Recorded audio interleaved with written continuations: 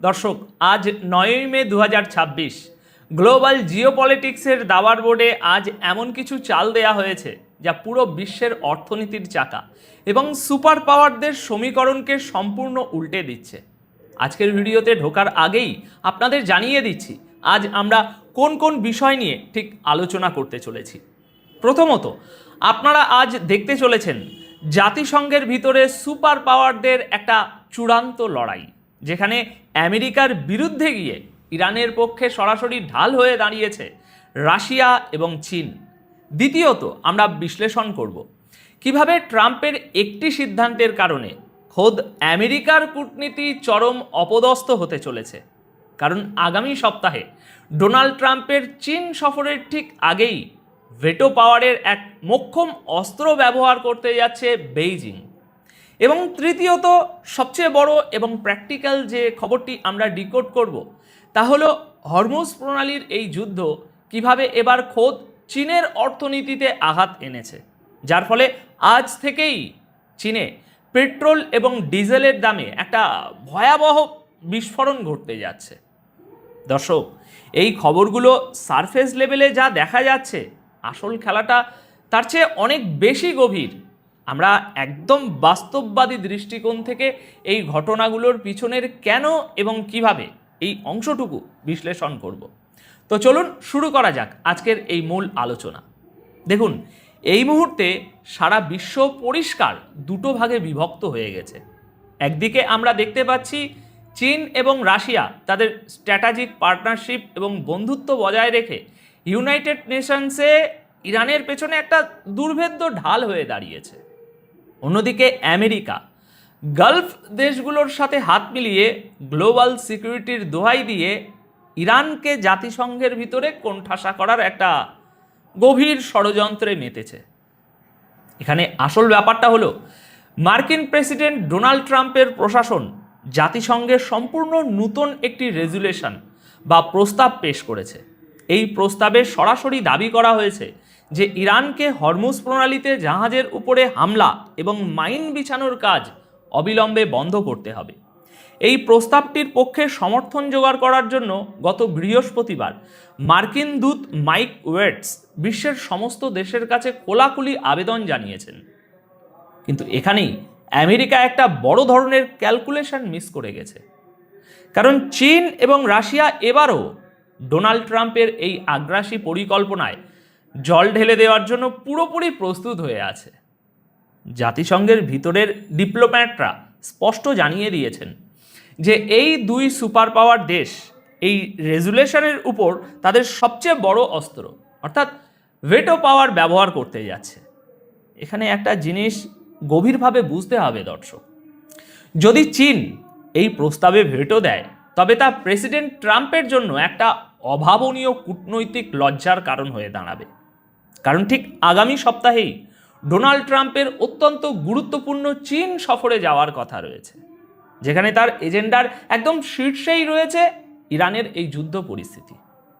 এখন ভাবুন, ট্রাম্প বেইজিংয়ে পা রাখার ঠিক আগেই যদি চীন আমেরিকার এই পরম কাঙ্ক্ষিত প্রস্তাবে ভেটো দিয়ে দেয়, তাহলে ট্রাম্প আসলে কোন মুখ নিয়ে শি জিনপিংয়ের সাথে হ্যান্ডশেক করবেন? এই নতুন প্রস্তাবটি আমেরিকা এবং বাহরাইন যৌথভাবে ড্রাফট করেছে, যার পিছনে পূর্ণ সমর্থন দিচ্ছে সৌদি আরব, সংযুক্ত আরব আমিরাত এবং কাতার। আমেরিকা এখন আন্তর্জাতিক মঞ্চে একটা সাইকোলজিক্যাল গেম খেলার চেষ্টা করছে। তারা প্রশ্ন তুলছে যে যারা এই প্রস্তাবের বিরোধিতা করবে তারা কি আসলেই বিশ্বের শান্তি চায়? কিন্তু পশ্চিমাদের এই হিপোক্রেসির জবাব অত্যন্ত কড়া ভাষায় জাতিসংঘে নিযুক্ত ইরানের অ্যাম্বাসাডার আমির সঈদ ইরাভানি দিয়েছেন। তিনি কোনো রাগঢাক না করেই বলেছেন আমেরিকার এই পদক্ষেপ পুরোপুরি রাজনীতি দ্বারা প্রভাবিত এবং একপেশে। তিনি একদম লজিক্যাল একটা পয়েন্ট তুলে ধরেছেন যে আমেরিকার মুখে ফ্রিডম অফ নেভিগেশন বা নৌ চলাচলের স্বাধীনতার কথা একদম মানায় না। তাদের এই নিয়ে কথা বলার কোনো আইনি বা নৈতিক অধিকারই নেই, কারণ এই আমেরিকাই তো যুগের পর যুগ ধরে গায়ের জোরে ইরানের জাহাজগুলোর বেআইনি ব্লকেট করে রেখেছে। আপনাদের নিশ্চয়ই মনে আছে গত মাসে অর্থাৎ এপ্রিলেও আমেরিকা ঠিক এরকমই একটা আইনি ফাঁকফোকর বের করার চেষ্টা করেছিল। তারা চেয়েছিল জাতিসংঘের মাধ্যমে এমন একটা রেজুলেশন পাশ করাতে যার মাধ্যমে ইরানের উপর সরাসরি হামলাকে একটা বৈধ বা আইনি রূপ দেওয়া যায়। কিন্তু সেই এপ্রিলেও রাশিয়া এবং চীন তাদের ভেটো পাওয়ার ব্যবহার করে ডোনাল্ড ট্রাম্পের সেই মাস্টার প্ল্যানটিতেও জল ঢেলে দিয়েছিল। এখন হরমুজ প্রণালীর এই লড়াই আর শুধু সমুদ্রের নোনা জলেই সীমাবদ্ধ নেই দর্শক, তা আছড়ে পড়ছে জাতিসংঘের এই কনফারেন্স রুমগুলোতে। একদিকে গালফ দেশগুলো তাদের নিজেদের অস্তিত্ব টিকিয়ে রাখার জন্য আমেরিকার ছাতার নিচে আশ্রয় খুঁজছে, আর অন্যদিকে রাশিয়া ও চীন বিশ্বকে বার্তা দিচ্ছে যে তারা কোনোভাবেই এই ওয়েস্টার্ন পাওয়ারের সামনে ইরানকে একা ফেলে যাবে না। যদি এবারও ট্রাম্প প্রশাসন চীন এবং রাশিয়াকে মানাতে ব্যর্থ হয়, তবে এটা আমেরিকার জন্য গ্লোবাল সাউথের কাছে একটা বিশাল বড় ডিপ্লোম্যাটিক হার হিসাবে বিবেচিত হবে।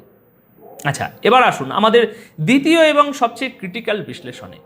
হরমুজ প্রণালীতে ইরান এবং আমেরিকার মধ্যে এই যে স্নায়ুযুদ্ধ চলছে, তার উত্তাপ এবার সরাসরি গিয়ে লেগেছে ইরানের সবচেয়ে বড় মিত্র চীনের গায়ে।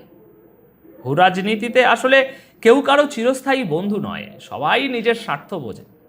মিডল ইস্টের এই হাই টেনশন এখন চীনের অর্থনীতির কোমর ভেঙে দিতে শুরু করেছে।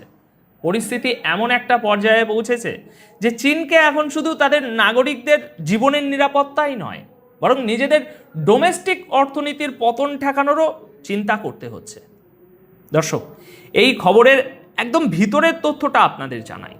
গতকাল শুক্রবার চীনের পররাষ্ট্র মন্ত্রণালয় অত্যন্ত কড়া এবং গম্ভীর সুরে একটি বিবৃতি দিয়েছে। তারা জানিয়েছে যে হরমুজ প্রণালীতে আটকে পড়া জাহাজের ক্রমবর্ধমান সংখ্যা এবং সেখানকার যুদ্ধ অবস্থা নিয়ে বেইজিং গভীরভাবে উদ্বিগ্ন। সবচেয়ে বড় কথা হলো, চীন এই প্রথমবারের মতো আন্তর্জাতিক বিশ্বের সামনে স্বীকার করেছে যে হরমুজ প্রণালীতে তাদের একটি নিজস্ব তেলের ট্যাঙ্কারের উপরে হামলা হয়েছে, যেটাতে খোদ চীনা নাগরিকরা অবস্থান করছিল। যদিও এই হামলায় এখনো পর্যন্ত কারো প্রাণহানির কোনো খবর পাওয়া যায়নি, কিন্তু এটি বেইজিংয়ের রেড লাইন ক্রস করার মতো একটা ঘটনা। ডোনাল্ড ট্রাম্পের একগুয়েমির কারণে ইরানের উপর চাপিয়ে দেওয়া এই অঘোষিত যুদ্ধ এবং হরমুজ প্রণালী ব্লকেটের সরাসরি প্রভাব এখন চীনের সাধারণ মানুষের পকেটে গিয়ে আঘাত করছে। এই ভিডিওর সবচেয়ে গুরুত্বপূর্ণ খবরটি হলো, আজ অর্থাৎ 9 মে থেকে পুরো চীন জুড়ে তেলের দামে একটা ভয়াবহ রকমের বৃদ্ধি ঘটতে যাচ্ছে। চীনের সরকারি প্ল্যানারদের দেওয়া তথ্য অনুযায়ী পেট্রোলের দামে প্রতি মেট্রিক টনে 320 ইউয়ান, যা $47 সমান, এবং ডিজেলের দামে 310 ইউয়ান, যা $45.4 সমান বাড়তে চলেছে। চীনা কর্তৃপক্ষ পরিষ্কার জানিয়েছে যে গত এপ্রিলেও তারা এই জ্বালানির দাম কিছুটা নিয়ন্ত্রণে রাখার চেষ্টা করেছিল, কিন্তু হরমুজের এই সমুদ্রপথ ক্রমাগত বন্ধ থাকার কারণে গ্লোবাল সাপ্লাই চেন এতটাই ভেঙে পড়েছে যে এখন এই দাম বাড়ানো ছাড়া তাদের সামনে আর কোনো বিকল্প পথ খোলা নেই।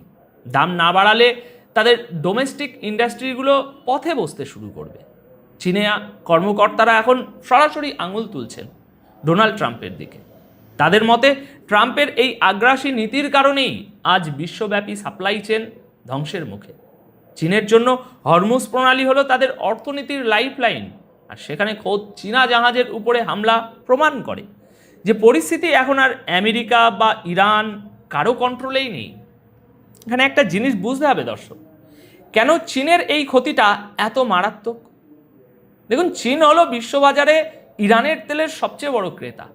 এই পথ বন্ধ থাকায় একদিকে যেমন চীনের ইন্ডাস্ট্রিতে সস্তা জ্বালানি ঢুকতে পারছে না, তেমনি অন্যদিকে চীনের উৎপাদিত কোটি কোটি ডলারের পণ্য সৌদি আরব, কাতার, ইউএইর মতো দেশগুলোতে যেতে পারছে না।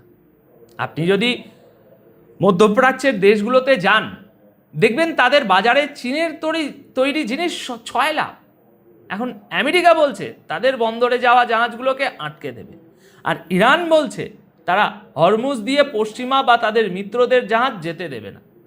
এই দুই পরাশক্তির ইগোর লড়াইয়ে মাঝখান থেকে চীনের মতো বিশাল অর্থনৈতিক পরাশক্তিও এখন চরম ক্ষতির সম্মুখীন হচ্ছে।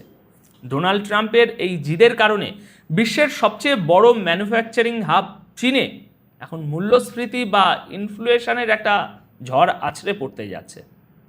এখন জিওপলিটিক্যাল অ্যানালিসিস্ট হিসাবে আমাদের নজর রাখতে হবে চীনের পরবর্তী পদক্ষেপের দিকে। নিজেদের জাহাজে হামলা এবং দেশের ভিতরে জ্বালানির এই মূল্যবৃদ্ধির পর চীন কি এবার আমেরিকার বিরুদ্ধে আরও আগ্রাসী কোনো স্ট্যান্ড নেবে? কারণ দিন শেষে যুদ্ধ বা স্যাংশন যেটাই হোক না কেন, গ্লোবাল ইকোনমি এতটাই কানেক্টেড যে এর ক্ষত থেকে আসলে আমরা কেউই বাঁচতে পারি না। আমেরিকার এই একতরফা নীতি আজ শুধু ইরানকেই নয়, বরং পুরো এশিয়া এবং গ্লোবাল সাউথকে একটা ভয়াবহ অর্থনৈতিক সংকটের দিকে ঠেলে দিচ্ছে, যার পরিণতি পশ্চিমা বিশ্বকেও ভোগ করতে হবে। এখন দর্শক, আপনাদের কি মনে হয় জাতিসংঘের এই দাবার বোর্ডে আমেরিকা কি তার আধিপত্য ধরে রাখতে পারবে, নাকি রাশিয়া এবং চীনের এই জোট আগামী দিনে ওয়েস্টার্ন হেজিমনির কফিনে শেষ পেরেকটা ঠুকে দেবে? আপনার